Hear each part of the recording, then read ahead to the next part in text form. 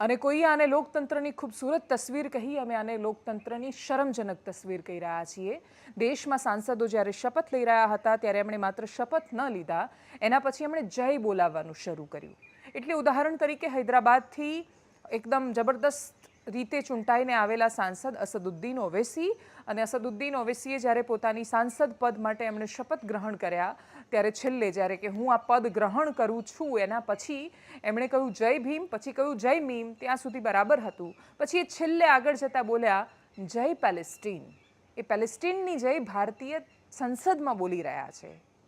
Israel અને Palestine વચ્ચેના સંબંધોમાં તમે કોઈને પણ સમર્થન આપો, તમે બીજા દેશની સંસદમાં એક એવા દેશની જય બોલાવી રહ્યા છો જેની આજુબાજુ ઘણા બધા પ્રશ્નો ઘેરાયેલા છે।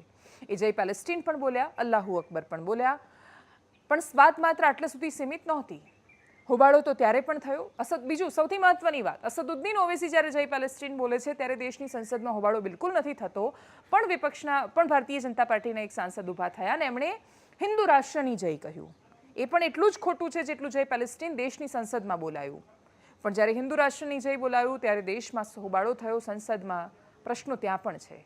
બાંસવાડાથી ચૂંટાઈને આવેલા રાજકુમાર રોંત બીએપી પાર્ટીના છે, ભારત આદિવાસી પાર્ટીના, એ પણ જ્યારે બોલ્યા ત્યારે એ ભીલ પ્રદેશની જય પણ બોલ્યા।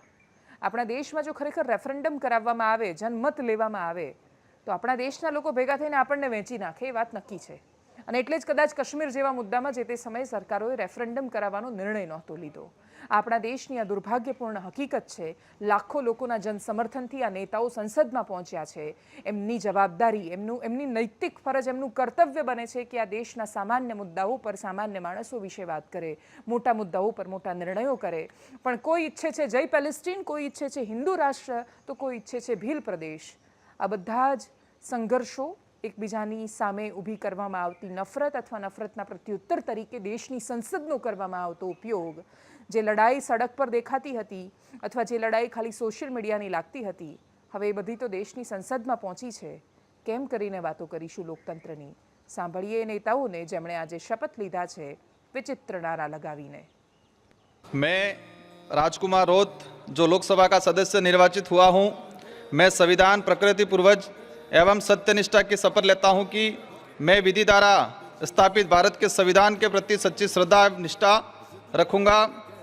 मैं भारत की प्रभुता और अखंडता अक्षुण्ण रखूंगा तथा जिस पद को मैं ग्रहण करने वाला हूं उसके कर्तव्य का श्रद्धापूर्वक निर्वहन करूंगा।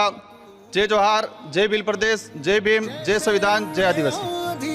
अहमदहु नुसल्ली अला रसूल करीम, अम्मा बाद, फ़ाऊज़ु बिल्लाहि मिनश शैतानिर रजीम, बिस्मिल्लाहिर रहमानिर रहीम। मैं असदुद्दीन ओवैसी, जिसे लोकसभा का रुकन मुंतखब किया गया है, अल्लाह के नाम से हल्फ उठाता हूँ कि मैं भारत की आइन पर जो क़ानून के मुजब तय पाया है एतक़ाद रखूँगा, उसका वफ़ादार रहूँगा। मैं भारत के इक़्तिदार आला और सालमियत को बरकरार रखूँगा और जिस ओहदे को मैं संभालने वाला हूँ इसके फ़राइज़ और वफ़ादारी से अंजाम दूँगा। जय भीम, जय मीम, जय तेलंगाना, जय फ़लस्तीन, तकबीर, अल्लाहु अकबर।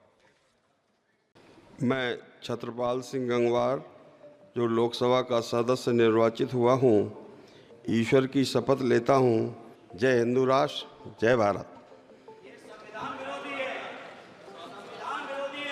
તો એનાલિસિસમાં અત્યારે બસ આટલું જ। અપેક્ષા રાખીએ કે રાજનેતાઓ તમને જે દિશામાં લઈ જવા માંગે છે એ દિશામાં તમે ન પહોંચો, તમે બિલકુલ ઘેટા ન બનો, તમે નાગરિક બનો અને એમને જવાબ આપો કે ભારત દેશની સંસદમાં ભારત માતા કી જય છે।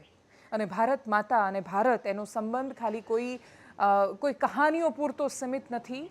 એ શબ્દનો અર્થ આ દેશના નાગરિકોમાં વસેલો છે અને આ નાગરિકોના કર્તવ્ય માટે, એમના અધિકારો માટે તમારે કામ કરવાનું છે। આ દેશના બંધારણ માટે કામ કરવાનું છે, જે ખૂબ મહેનતથી મળ્યું છે। આઝાદી એમને એમ નહોતી મળી। અપેક્ષા રાખીએ કે નેતાઓ જ્યારે પોતાની વાત ભૂલશે ત્યારે નાગરિક તરીકે તમે એમને યાદ કરાવશો કે અમે નાગરિક ધર્મ નિભાવીએ, તમે પોતાનો સાંસદ ધર્મ નિભાવો। નમસ્કાર।